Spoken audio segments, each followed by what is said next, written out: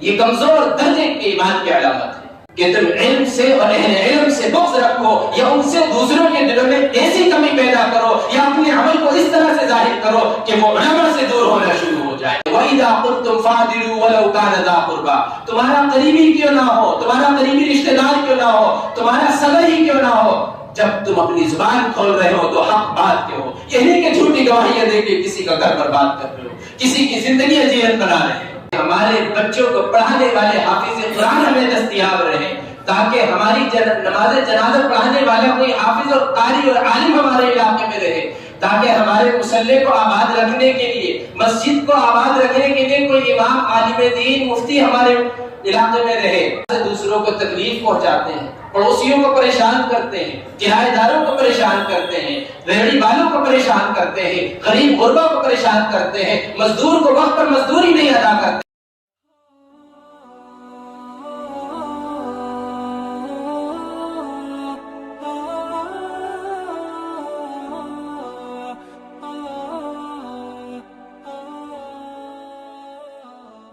تم میں سے بہترین مسلمان وہ ہے کہ جس کے ہاتھ اور زبان سے دوسرے مسلمان محفوظ رہے. ایک ادنیٰ سا مسلمان بھی ہے تو وہ بھی آپ کے ہاتھ اور زبان سے محفوظ رہے, اس کو آپ کے ہاتھ اور زبان سے تکلیف نہ پہنچ رہی ہو. اور پھر ادنیٰ سے مسلمان کے بارے میں چاہے وہ شرابی کبابی کیوں نہ ہو, اس کے لیے یہ فضیلت ہے. تو آپ سوچیں کوئی علم والا ہے اور جس کو نبی علیہ السلام نے اپنی امت میں سب سے بہتر اور افضل قرار دیا کہ خیرکم من تعلم القرآن وعلمہ, کہ تم میں سب سے بہتر اور افضل وہ ہے جو قرآن کو سیکھے اور سکھائے. تو جس کے قرآن سینے میں محفوظ ہو جائے, جو قرآن کا حامل ہو, جو قرآن کا عامل ہو, جو اس کی خدمات کے لیے خدمت انجام دے رہا ہو یا اس کی خدمات کے جاری رکھنے کے لیے کسی بھی طرح سے اپنا تعاون کر رہا ہو, جگہ جگہ بھیک مانگنے جا رہا ہو تاکہ ہماری مسجدیں آباد رہیں, ہمارے مدرسے آباد رہیں, ہمارے مکتب آباد رہیں, تاکہ ہمارے بچوں کو پڑھانے والے حافظ قرآن ہمیں دستیاب رہیں, تاکہ ہماری نماز جنازہ پڑھانے والا کوئی حافظ اور قاری اور عالم ہمارے علاقے میں رہے, تاکہ ہمارے مصلی کو آباد رکھنے کے لیے, مسجد کو آباد رکھنے کے لیے کوئی امام, عالم دین, مفتی ہمارے علاقے میں رہے. کیا ان کے بغیر ہماری زندگی باقی رہ سکتی ہے؟ کیا ان کے بغیر ہم انسان باقی رہ سکتے ہیں؟ ہم غور تو کریں, جب ہم پیدا ہوتے ہیں سب سے پہلے ہمارے کانوں کے اندر اذان کی آواز گونجتی ہے, دائیں کان میں اذان دی جاتی ہے, بائیں کان میں تکبیر کہی جاتی ہے. تو ہم کس کو یاد کرتے ہیں کہ اپنے امام کو, امام نہیں ہے تو حافظ قرآن کو, کہ کہیں سے کوئی مل جائے, ہاسپٹل میں مل جائے, پڑوس میں مل جائے تو ذرا اس کو بلا لے, بچے کے کان میں ذرا اذان دلوا دے, تکبیر کہلوا دے. اذان تو اس نے دے دی, اب ہماری نماز پڑھنی باقی رہ گئی. آپ سوچئے جب ایک اذان ہوتی ہے, ایک اذان کے بعد میں اب نماز میں کتنا وقت باقی رہتا ہے؟ زیادہ سے زیادہ آدھا گھنٹہ. سب سے زیادہ وقت اگر باقی رہتا ہے یا تو فجر میں یا پھر جمعہ کی نماز میں. لیکن اس میں بھی کتنا کہ ہم اگر کسی کام میں مصروف ہو جائے تو پتہ چلا وہ بھی وقت فوراً گزر جاتا ہے. تو بس ہماری زندگی کا یہ خلاصہ ہے کہ ہمارے کانوں میں اذان دے دی گئی ہے, ہماری نماز جو ہونی ہے اس کے بعد بس اس زندگی سے ہمیشہ کے لیے ہمارا واسطہ ختم ہو جانا ہے. جب ہماری نماز کا وقت ہونا ہے اسی وقت ختم ہو جانا ہے, لیکن جو ہمارا ظاہری جسم باقی رہتا ہے نماز کے بعد وہ بھی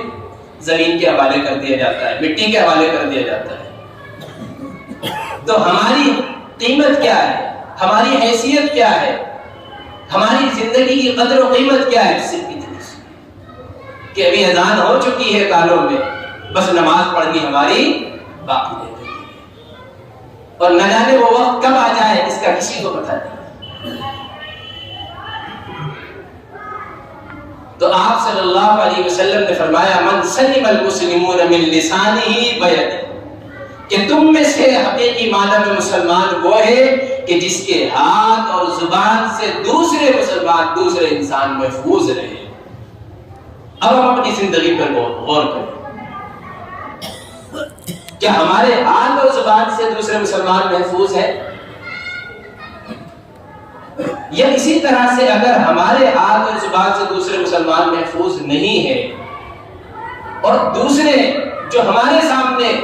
اس طرح سے دوسروں کو تکلیف پہنچاتے ہیں، پڑوسیوں کو پریشان کرتے ہیں، کرایہ داروں کو پریشان کرتے ہیں، ریہڑی والوں کو پریشان کرتے ہیں، غریب غربا کو پریشان کرتے ہیں، مزدور کو وقت پر مزدوری نہیں ادا کرتے ہیں، اسی طرح سے ہم دیکھیں کہ اپنے علماء، ائمہ اور حفاظ کرام تک کو نہیں چھوڑتے ہیں، ذرا ذرا سی بات پر ان کی ٹوہ میں لگ جاتے ہیں، ان کے عیب جوئی میں لگ جاتے ہیں، ان کے اندر کمیوں کو تلاش کرنے لگتے ہیں، ان کے وقار اور عزت کا لحاظ نہیں رکھتے، اور ذرا ذرا سی باتوں کے اوپر آپ ان سے دشمنی پالنے لگتے ہیں، جو کہ سب سے زیادہ گھناؤنا عمل ہے۔ میں سمجھتا ہوں کہ کلمے پڑھ لینے کے بعد اس سے زیادہ بدترین عمل کوئی نہیں۔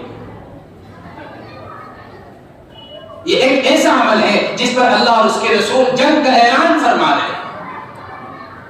کہ ایسے لوگوں کے خلاف جنگ کا اعلان ہے۔ نبی نے فرمایا کہ 4 قسم کے بن جانا، 5ویں قسم کے نہ بننا۔ وہ 5ویں قسم کیا ہے؟ وہ 5ویں قسم یہی ہے، نبی نے فرمایا الخامسۃ ان تبغض العلم واہلہ، اور 5ویں قسم یہ ہے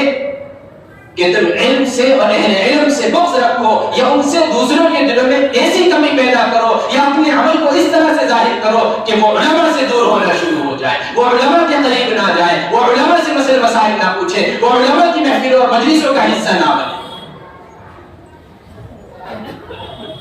یہ زندگی کا سب سے بدترین عمل ہے۔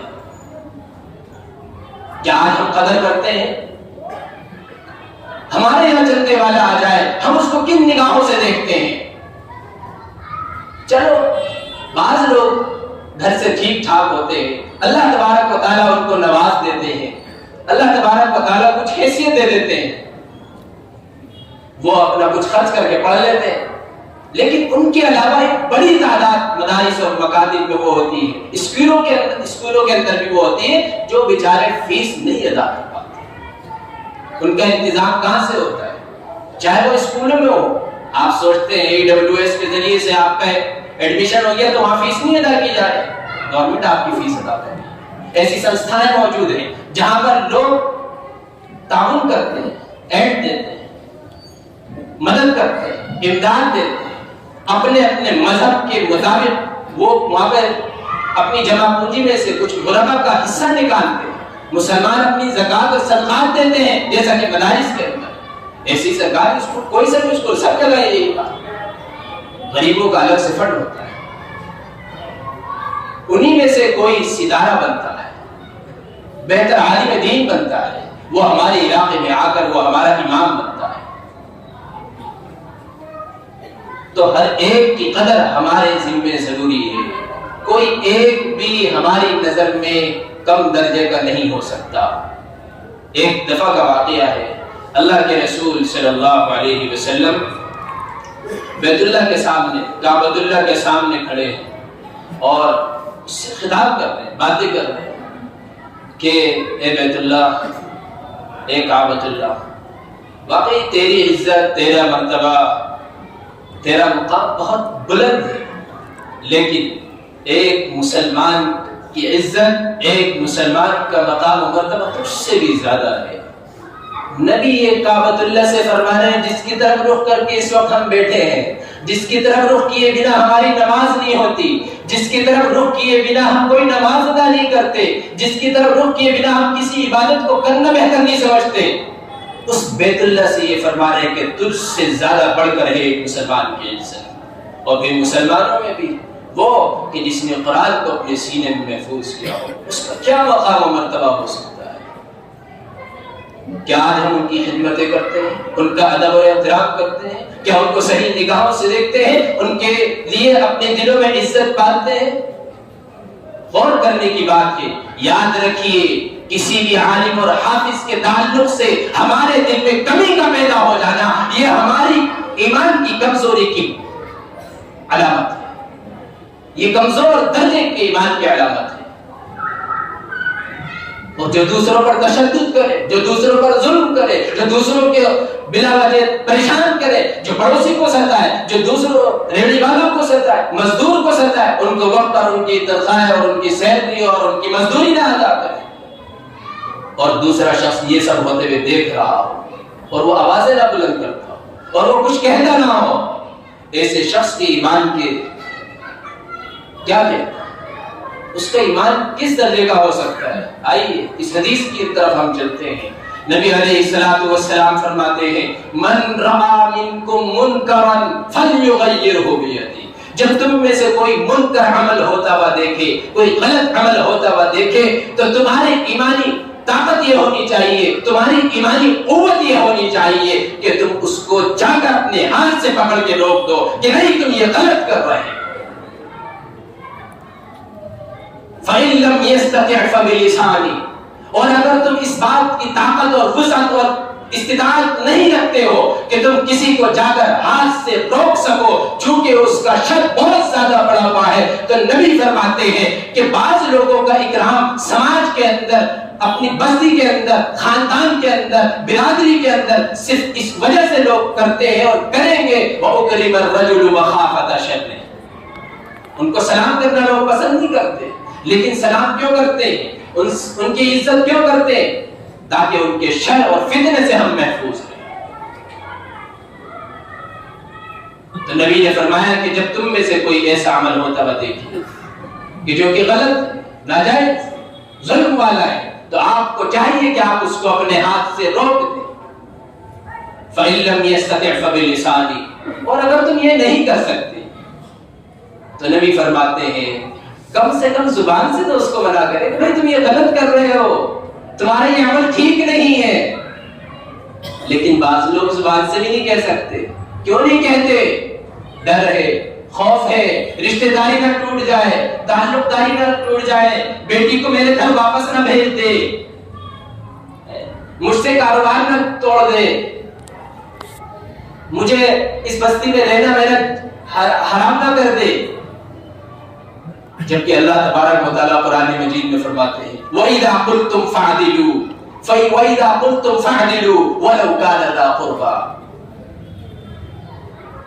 جب تم اپنی زبان سے کچھ بولو تو اس میں انصاف کا معاملہ کرو، چاہے تمہاری بالکل قریبی رشتہ دار ہی کیوں نہ ہو۔ یہاں تو یہ حکم ہے، اللہ تبارک و تعالیٰ فرماتے ہیں وَإِذَا قُلْتُمْ فَعْدِلُوا وَلَوْ كَانَ ذَا قُرْبَىٰ، تمہارا قریبی کیوں نہ ہو، تمہارا قریبی رشتہ دار کیوں نہ ہو، تمہارا سگا ہی کیوں نہ ہو، جب تم اپنی زبان کھول رہے ہو تو حق بات کے ہو، یہ نہیں کہ جھوٹی گواہیاں دے کے کسی کا گھر برباد کر رہے ہو، کسی کی زندگی جیون بنا رہے ہو، جیسا کہ آج کل ہو رہا ہے۔ کوئی کسی کی پراپرٹی پر قبضہ کر رہا ہے، کوئی کسی کو کسی پراپرٹی میں سے حصہ برابر نہیں دے رہا ہے، جبکہ سارے حصے، ساری چیزیں، سب معاملات اللہ تبارک و تعالیٰ نے قرآن میں بیان فرما دیے، اس کے باوجود آپس کے نزاع اور جھگڑے عروج کو پہنچے ہوئے، آپس کے جھگڑے نہیں مٹتے، چونکہ قرآن حدیث پر عمل نہیں کرنا چاہتے۔ قرآن حدیث کو سامنے رکھ کر ہر ایک عمل کرنے پر آ جائے تو کون سا ایسا معاملہ ہے جو ہمارا حل نہ ہو، کون سی ایسی وراثت ہے جو تقسیم نہ ہو۔ لیکن مسئلہ یہ ہے کہ ہم قرآن حدیث کو مانتے کب ہیں؟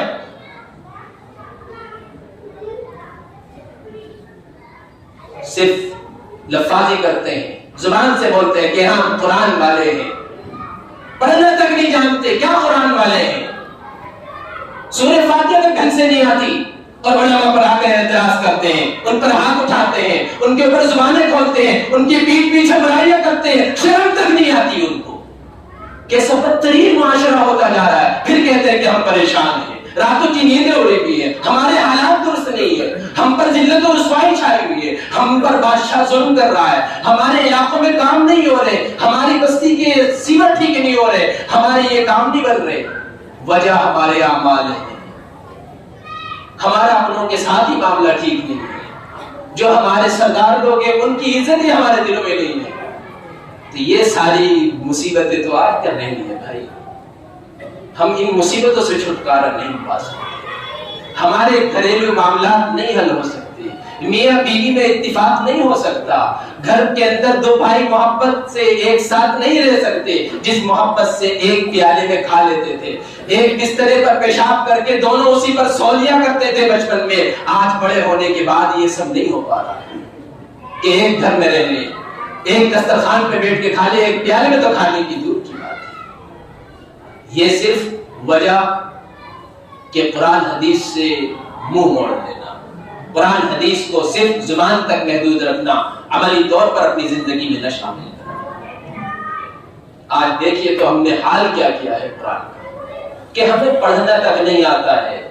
ہمیں تلاوت کرنا تک نہیں آتا ہے، جبکہ وہ تو اس لیے آیا تھا کہ ہم میں سے ہر ایک اس کو سمجھنے والا ہو، اس کے ترجمے کو پڑھنے والا ہو، اس کے معنی اور مفہوم کو سمجھنے والا ہو، تاکہ زندگی کے معاملات اور مسائل کو اس کی روشنی میں اس کے ذریعے سے ہم حل کر سکیں۔ ہم اپنی قدر و قیمت کو بھول چکے ہیں۔ وقت ہے، یہ مبارک موسم ہمارے درمیان آ رہا ہے، رمضان کا موسم آ رہا ہے، یہ بابرکت مہینہ ہے، یہ وہ مہینہ ہے شعبان کا جس کے بارے میں نبی فرماتے ہیں شعبان شہری، کہ یہ میرا مہینہ ہے، رجب شہر اللہ، پچھلا والا مہینہ اللہ کا مہینہ قرار دیا، اگلا مہینہ میری امت کا مہینہ قرار دیا، فرمایا کہ میری امت کا مہینہ ہے رمضان کا، اس کے آنے سے پہلے اس کی تیاری ابھی ہمیں کرنی ہے، اپنے اعمال کی درستگی کرنی ہے تاکہ اعمال درست ہو جائیں۔ اور پھر اسی حدیث کو ہم پورا کر کے میں اپنی بات کو ختم کرتا ہوں۔ نبی علیہ الصلوۃ والسلام نے فرمایا فَإِن لَّمْ يَسْتَطِعْ فَبِلِسَانِهِ، اور جو اس بات کی بھی طاقت اور استطاعت نہ رکھتا ہو کہ برا عمل ہوتے ہوئے، کسی پر ظلم ہوتے ہوئے، کسی کے خلاف کچھ ہوتے ہوئے وہ اپنی زبان سے بھی اس کو نہیں روک سکتا، منع نہیں کر سکتا، تو نبی نے فرمایا فَإِن لَّمْ يَسْتَطِعْ فَبِقَلْبِهِ، تو کم سے کم بھائی اپنے دل میں تو اس کو برا سمجھو، اپنے دل میں تو اس کو برا جانو، لیکن آج تو دل میں بھی برا نہیں جانا جا رہا۔ اگر دل میں برائی آ جائے کہ ہاں یہ عمل غلط ہو رہا ہے، تو زبان تو کھلتی نہیں، زبان بھی نہیں کھولتے، کوئی کسی پر ظلم کر رہا ہے نہیں بول نہیں سکتے، کیوں؟ نبی فرماتے ہیں فَإِن لَّمْ يَسْتَطِعْ فَبِقَلْبِهِ وَذَلِكَ أَضْعَفُ الْإِيمَانِ، اور یہ دل کے اندر برا سمجھنا یہ ایمان کا سب سے زیادہ کمزور درجہ ہے، اور جو دل میں بھی برا نہ سمجھے، آگے تو نبی نے کچھ بتایا ہی نہیں کہ سمجھیے اس کا ایمان ہی نہیں ہے۔ تو ہم سارے بے ایمان ہو گئے کیا؟ اپنے آپ کو ایماندار بنائیں، اپنے علماء کی، حفاظ کی قدر کریں، اپنے بڑوں کی قدر کریں، اپنے بزرگوں کی قدر کریں، اپنے چھوٹے بچوں کی جو قرآن حفظ کرنے والے ان کی قدر کریں۔ اللہ تبارک و تعالی ہم سب کو کہنے سننے سے زیادہ عمل کی توفیق و رحمت فرمائے۔ وآخر دعوانا الحمدللہ۔